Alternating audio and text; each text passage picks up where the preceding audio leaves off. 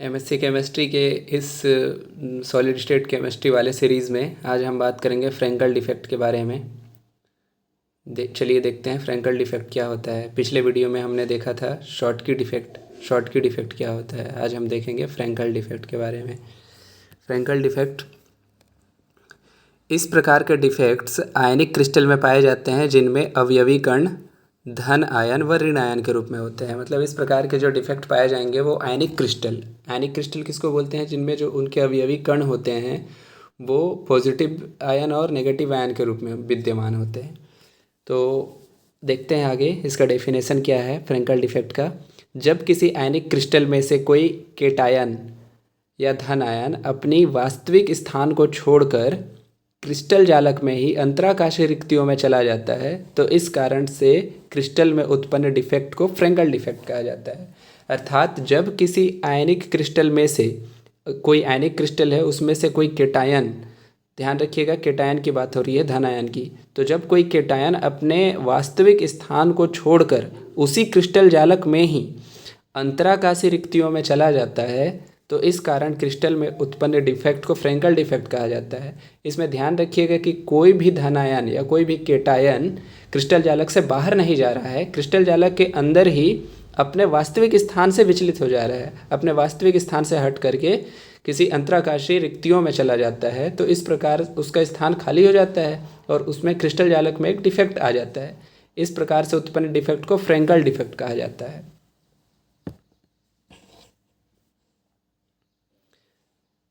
आगे देखते हैं, अगला पॉइंट है फ्रेंकल डिफेक्ट में धन आयन व ऋण आयन की रिक्तियों की संख्या बराबर नहीं होती है। जैसे हमने शॉर्टकी डिफेक्ट में देखा था कि शॉर्टकी डिफेक्ट में धन आयन और ऋण आयन के रिक्तियों की संख्या, होल्स की संख्या बराबर होती है, लेकिन फ्रेंकल डिफेक्ट में धन आयन और ऋण आयन के रिक्तियों की संख्या बराबर नहीं होती है। अगला पॉइंट है इस प्रकार के डिफेक्ट से क्रिस्टलीय सॉलिड की स्टोक्योमेट्री, जिसको हिंदी में रस समीकरण मिति कहा जाता है, उस पर कोई प्रभाव नहीं पड़ता। मतलब फ्रेंकल डिफेक्ट से क्रिस्टलीय सॉलिड की स्टोक्योमेट्री बनी रहती है। चूँकि इस प्रकार के डिफेक्ट में कोई भी धन आयन क्रिस्टल जालक से बाहर नहीं जाता है, इसलिए क्रिस्टलाइन सॉलिड की मास और डेंसिटी पर इसका कोई प्रभाव नहीं पड़ता। मतलब फ्रेंकल डिफेक्ट में शॉर्टकी डिफेक्ट में हमने देखा था कि क्रिस्टल जालक से बाहर चले जाते थे धन आयन, जितनी संख्या में धन आयन बाहर चले जाते थे उतनी ही संख्या में ऋण आयन भी बाहर चले जाते थे, जिससे क्रिस्टल जालक का भार कम हो जाता था। लेकिन फ्रेंकल डिफेक्ट में ऐसा नहीं होता है। फ्रेंकल डिफेक्ट में कोई न धन आयन बाहर जा रहा है ना ही कोई ऋण आयन बाहर जा रहा है, तो इस प्रकार क्रिस्टल जालक का भार पूर्ववत भी बना रहता है, चेंज नहीं होता है और उसकी डेंसिटी पर भी इसका कोई प्रभाव नहीं पड़ता है। इस प्रकार के दोष में धन आयन व ऋण आयन के आकार में अधिक अंतर होता है।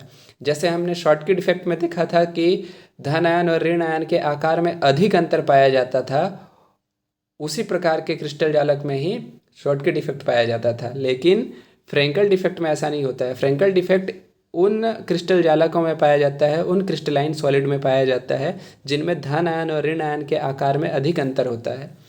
अगला पॉइंट देखते हैं, ये डिफेक्ट ऐसे क्रिस्टल यौगिकों में पाए जाते हैं जिनकी उप सहसंयोजक संख्या कम होती है। इसका एग्जाम्पल है ZnS AgCl AgBr, zinc sulphide, silver chloride, silver bromide. अगर आप फ्रेंकल डिफेक्ट को एक डायग्राम के थ्रू समझना चाहते हैं तो ये डायग्राम उसका बनाया हुआ है। फ्रेंकल डिफेक्ट को इस तरह से आप प्रदर्शित कर सकते हैं अपने एग्ज़ाम में। फ्रेंकल डिफेक्ट में कोई भी एक केटायन जो होगा वो अपने निश्चित स्थान को छोड़ करके अंतराकाशीय रिक्तियों में चला जाएगा। देखिए वो वैकेंसी क्रिएट हो गई है उसकी केटायन की, और केटायन जो A+ है वो वहीं अंतराकाशीय रिक्तियों में ही क्रिस्टल जालक के अंदर ही A+ के रूप में अंतराकाशीय रिक्तियों में चला गया है। तो इस प्रकार के डिफेक्ट को हम बोलते हैं फ्रेंकल डिफेक्ट। आने वाले वीडियो में हम फॉर्मेशन ऑफ F सेंटर या कलर सेंटर के बारे में पढ़ेंगे। धन्यवाद।